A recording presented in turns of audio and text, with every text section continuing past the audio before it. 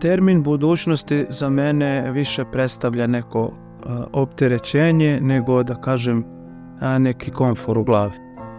Zato što mi ne bismo trebali da se mnogo brinemo šta će da bude, kako će da bude.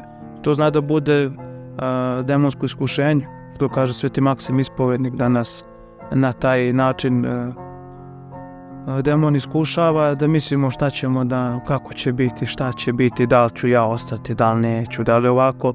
I to odmah konkretno stvara brigu u čoveku i briga naravno ne može da bude od Boga.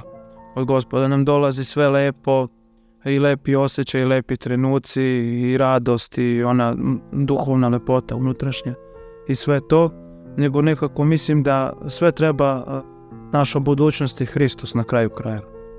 Carstvo nebesko, to je naša budućnost. I to treba da tražimo i ka tome treba da težimo. To je ono što je Gospod rekao u Evanđelju, ištite najpre carstvo nebesko, a ostalo će vam se sve nadodati. Treba da se prepustimo, da vidimo da je crkva kao brod. Tu smo se svi ukrcali, ponekad naiđe bura, ponekad je more mirno, ali tu sam gde jesam. Uzdam se u milost Božju, trudim se da živim po pravilima kakva mi nalažu, da budem dobar čovek, da utešim nekoga ko nikako drugačije i da prosto se prepustim volji Božjoj i da uživam u životu. U smislu da se radujem u Gospodu, da se radujem u Hristu koji sve nas drži takve kakve jesmo.